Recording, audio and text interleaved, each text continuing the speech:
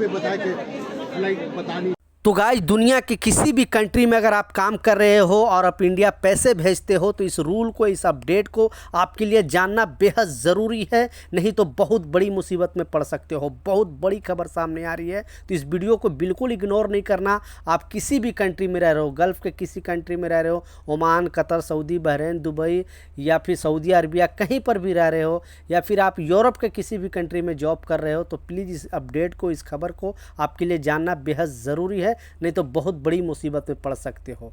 Almost बहुत सारे लोग इस तरह का गलती करते हैं, इसलिए एडवाइजरी जारी किया गया है विदेश मंत्रालय द्वारा और लोगों को अवेयर करने के लिए बताया गया है। तो इस अपडेट को, इस खबर को प्लीज़ देख लेना। दूसरा जो अपडेट है, एयरपोर्ट से रिलेटेड एक बहुत बड़ी खबर सामने आ रही है, वो भी इस अपडेट में बताने वाला हूँ। तो चलिए स्टार्ट करता हूँ, बताता हूँ अपडेट के बारे में। तो पहले जो एयरपोर्ट से रिलेटेड एक अपडेट आ रहा है वो आपको जानना बेहद ज़रूरी है।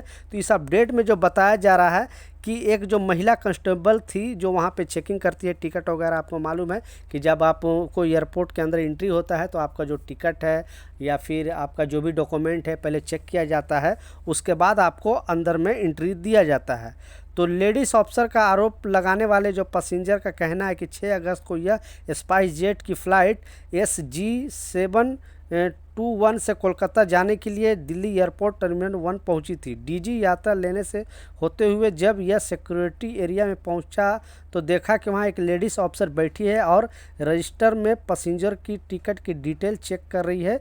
जब लेडीज़ ऑफिसर ने इस पैसेंजर से भी यह टिकट मांगा तो उन्होंने अपने मोबाइल फ़ोन दे दी, यानी लेडीज़ ऑफिसर को सौंप दिया जो अपना मोबाइल है, क्योंकि उसमें सारा डिटेल उनका जो डॉक्यूमेंट था और टिकट था उसी में था। लेडीज़ ऑफिसर डिटेल लिख रही थी, तभी पैसेंजर का एक फ़ोन आया, मतलब उस मोबाइल से जो उस लेडीज़ पैसेंजर टिकट देखकर लिख रही थी उसका डिटेल, तभी उस मोबाइल पर फ़ोन आया। इस लेडीज़ अफसर ने पूछे बिना फ़ोन को काट दिया।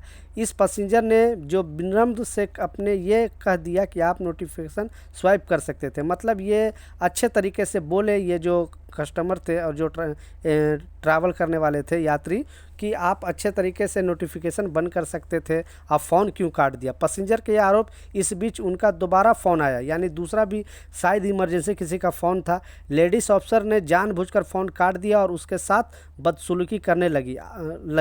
आरोप है कि ऐसा करने के बाद लेडीज़ ऑफिसर पैसेंजर को इस तरह से घूरने लगी मानो उसने कोई बहुत बड़ा गुनाह कर दिया है।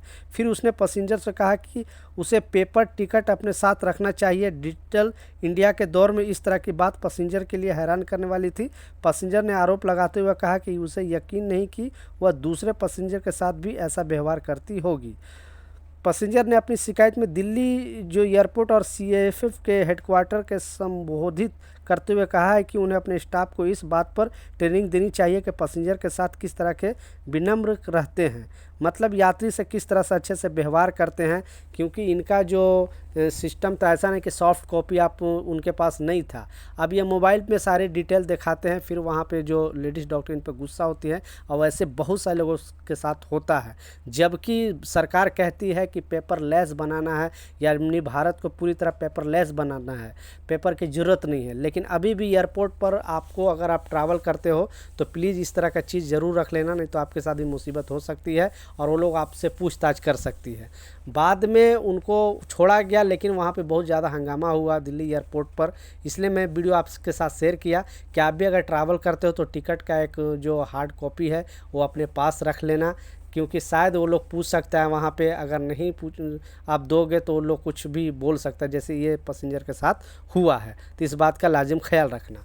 दूसरा जो इम्पोर्टेंट अपडेट है, आपने बिल्कुल सही पढ़ा टाइटल और थंबनेल में, कि आप दुनिया के किसी भी कंट्री में रह रहे हो तो आप इंडिया तो पैसा भेजते हो, क्योंकि बहुत सारे कामगार वहाँ पे जाते हैं अपने फैमिली के लिए, अपने बीवी बच्चों के लिए, अपने माँ बाप के लिए, और यहाँ पे पैसे भेजते हैं। जैसे सबसे ज़्यादा दुनिया में जो पैसे भेजा जाता है वो अभी भी है, वो है UAE से, यानी यूनाइटेड अरब इमारात से। दुबई से सबसे ज़्यादा इंडिया में पैसे भेजा जाता है, उसके बाद US से भेजा जाता है। तो इस अपडेट में बताया जा रहा है बेसिकली खाड़ी देश में जो कामगार काम करते हैं, 1 करोड़ से ज़्यादा खाड़ी देश में काम करते हैं भारतीय, तो वहाँ पे जगह जगह पे एक्सचेंज, जो लोग रहते हैं उनको मालूम होगा, जगह जगह पे एक्सचेंज बना हुआ है, तो आप एक्सचेंज के ही थ्रू भेजें। वहाँ के जितने भी हर कंट्री के एम्बेसी हैं उन्होंने बताया है अपने कामगारों से, इंडियन कामगारों से, कि आप एम्बेसी के में जो एडवाइजरी है वो पढ़ लें। और इसमें बताया गया है कि आप एक्सचेंज से ही भेजें। बहुत सारे जगह पे जैसे यूएई में अल फरदान एक्सचेंज है, अल अंसारी एक्सचेंज है, लुलु एक्सचेंज है, बहुत सारे एक्सचेंज है क्योंकि वो ऑथराइज है। लेकिन बहुत सारे ऐसे लोग हैं जो 1-2 रुपये मतलब ज़्यादा रेट के लिए वो इलीगल तरीके से पैसे भेजते हैं।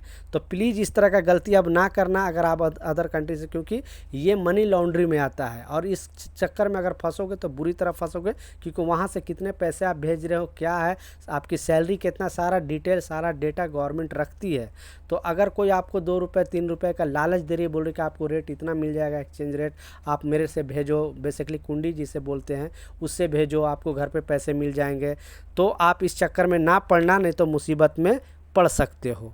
क्योंकि ये अपडेट बताने का मतलब है कि अभी यूएई के अंदर direct Dubai police money laundering में इन्वॉल्व हो गई है। पहले इन्वॉल्व नहीं थी, अब लेकिन इस तरह के चीज़ पर ध्यान रखेगी। तो जो लोग आप इलीगल तरीके से पैसे भेजोगे इंडिया या आप किसी भी कंट्री में, तो आप फंस सकते हो, आपको 10 साल तक की जेल की सज़ा हो सकती है। तो प्लीज़ ध्यान रखें। तो ये कुछ अपडेट था, कुछ जानकारी था, मैं सोचा आप लोगों के साथ शेयर करूँ। मिलता हूँ नए अपडेट के साथ, नई जानकारी के साथ। जब तक जय हिंद।